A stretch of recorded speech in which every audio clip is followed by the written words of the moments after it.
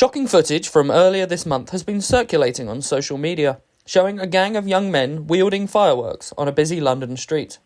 The men appear holding fireworks face level along the street, seemingly brandished as a weapon, while others in the group follow along, filming the event on their phones. Further footage from the incident shows police present at the scene, appearing vastly outnumbered as members of the public push through the crowd to safety. The young men then reignite the unrest, shooting a firework into the underground station at Edgware Road, shortly followed by an explosion, with sparks thrown out onto the street. Police appear unequipped to deal with the chaos as the crowd scatter, with 2 officers emerging from the smoke-filled station before the video ends. This is just one of a number of incidents at this very station in the last month, as concerns loom over the presence of violence on London's streets. Video from the 19th of November appears to show a man being attacked inside the station with a large knife, with 3 arrested as a result of the incident, including 2 teenage boys and a 20-year-old man.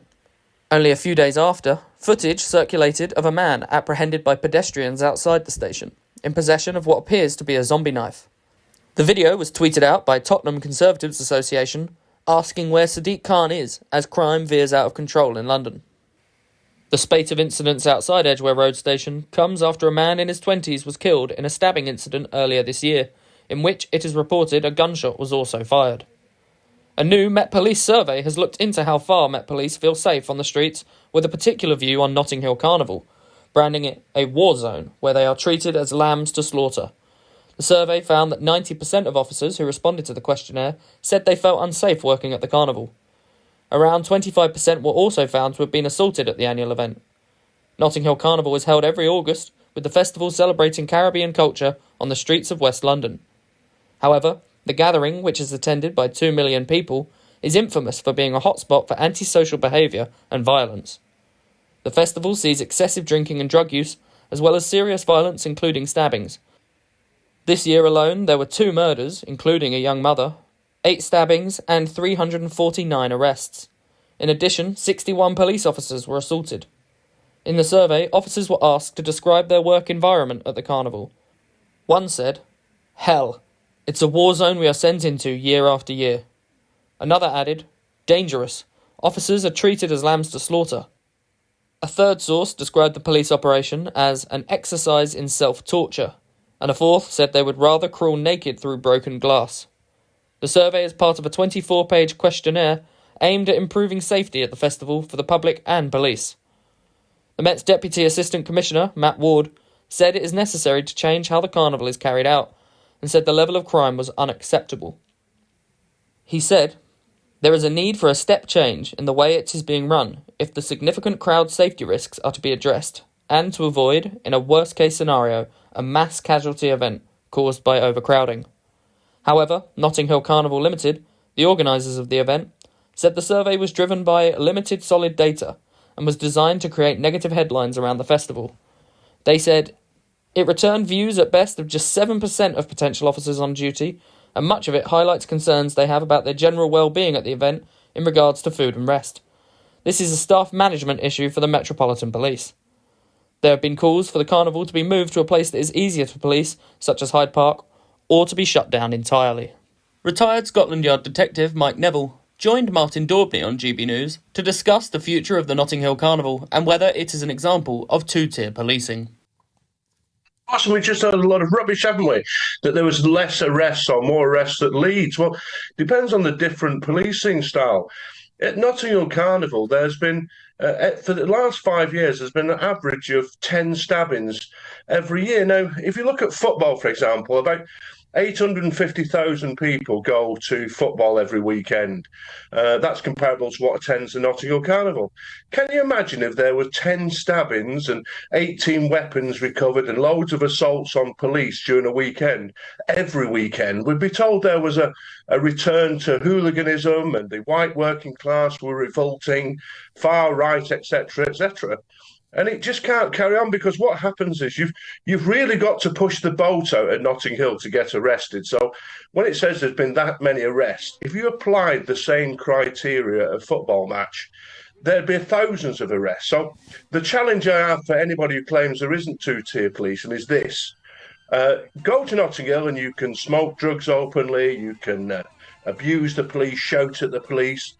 police dogs even. You can dance with female officers to the point of indecent assault. And one officer was sexually assaulted last year. And then the experiment is you go to Millwall next Saturday and you do those things on the way to the ground and you'll be swiftly arrested and taken to the police station.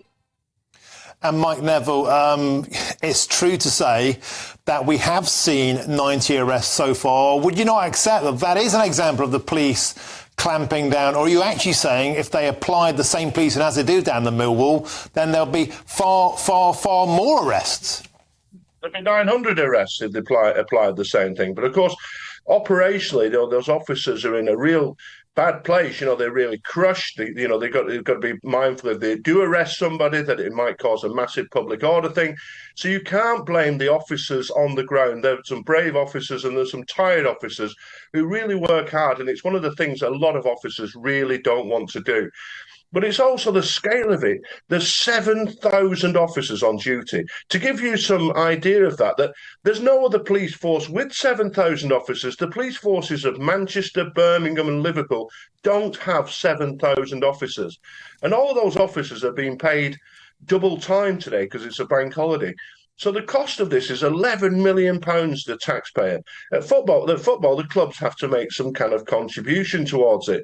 And I just think and then there's the issue of safety. If you look at those crowds, it would be far better done in Hyde Park.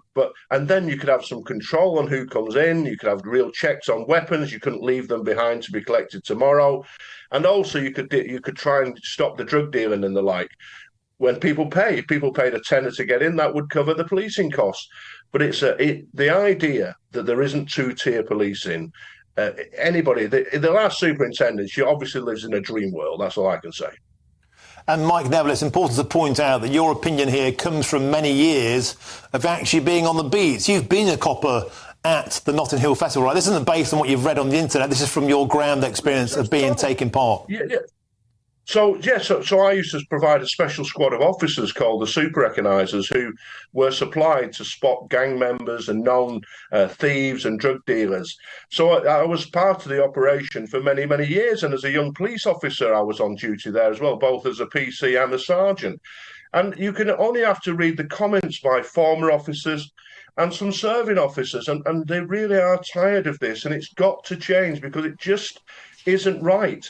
The idea that anybody can describe something as mainly peaceful when somebody's nearly dying in hospital, and there's likely to be more trouble tonight because the most effective thing at the Notting Hill Carnival, because today is usually the day of trouble, is PC rain. If the rain arrives, then everybody goes away and it disperses.